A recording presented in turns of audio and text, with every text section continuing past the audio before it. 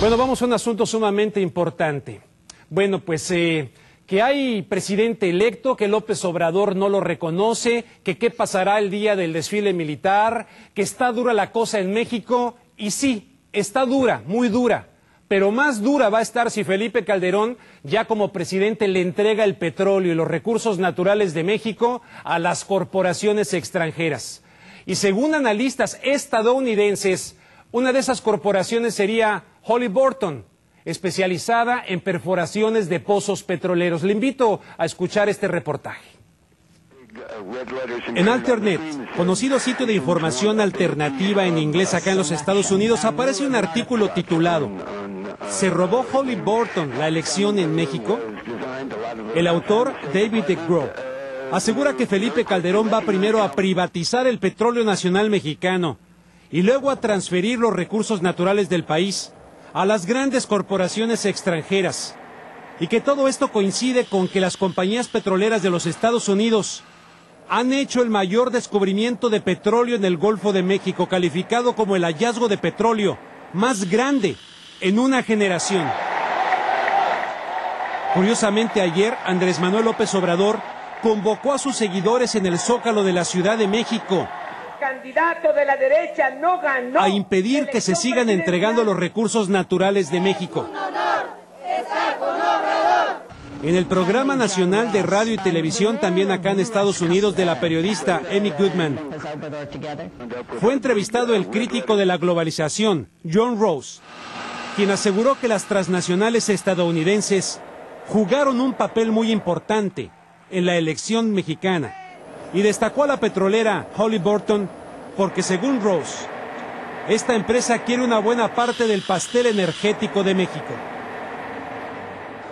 Bueno, estaría entonces la empresa petrolera paraestatal, dicen Pemex, Petróleos Mexicanos, entre otras de recursos naturales en México, a la venta. Y Felipe Calderón sería el candidato designado de las corporaciones mundiales para justamente ejecutar esa venta.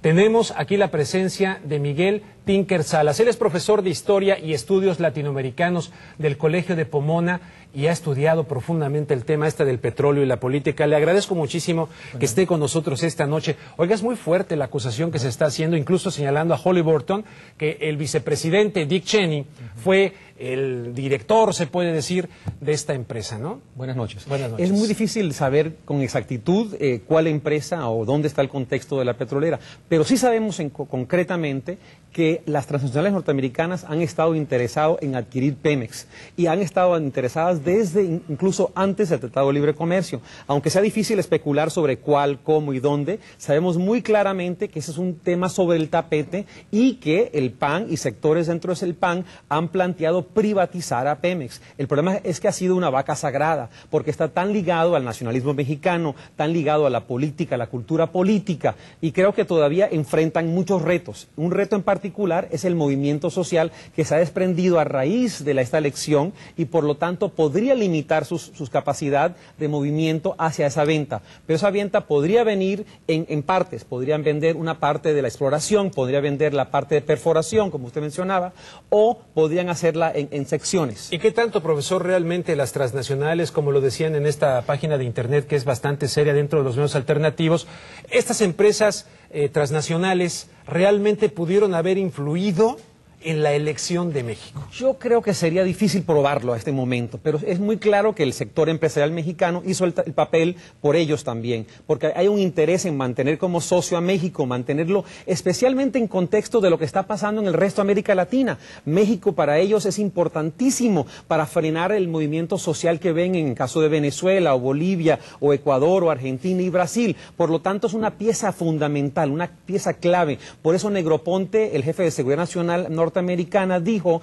que México era la elección más importante para Estados Unidos de este año, cuando había elecciones en Brasil, en Ecuador, en Venezuela, en Nicaragua, en Perú. México es la más importante y a la cual le pusieron más atención.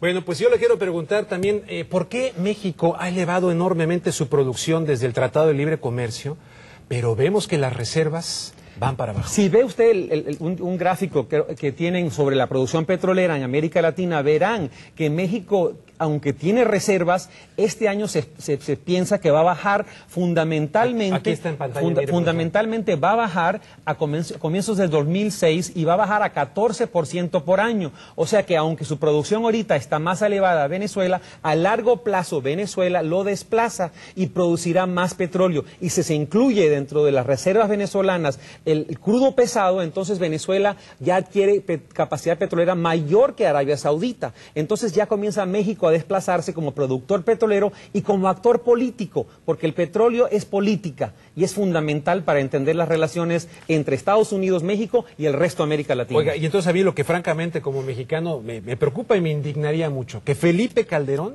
saliera con la situación de que estuvo engañándonos al pueblo de México en esta campaña y resulta que ya tiene de alguna manera comprometido el petróleo, el agua, los recursos naturales, en el entendido de que el señor Fox firmó en Waco, en marzo del 2005, algo de lo que insisto que casi nadie habla, que es el llamado Tratado de Libre Comercio Plus, que compromete participación de las Fuerzas Armadas en seguridad del hemisferio norte y cuestión energética. Parece ser que el señor Fox se va firmando algo muy serio ahí. Energía es fundamental para la política norteamericana y México es una pieza clave, pero creo que la existencia de movimientos sociales en México y la forma en que esta elección se ha llevado a cabo ha creado una condición que va a dificultar el espacio donde Calderón se puede mover si ese es su objetivo.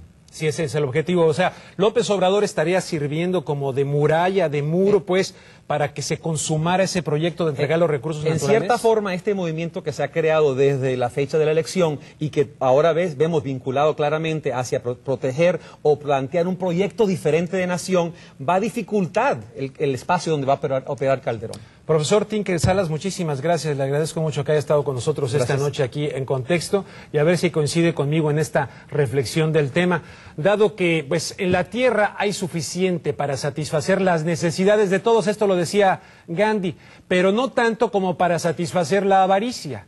Y desgraciadamente la mayoría de nuestros políticos están movidos por la avaricia. A esos políticos les recuerdo humildemente acá desde Los Ángeles que la avaricia es un pozo sin fondo que termina avasallando a las personas hasta secarles el alma.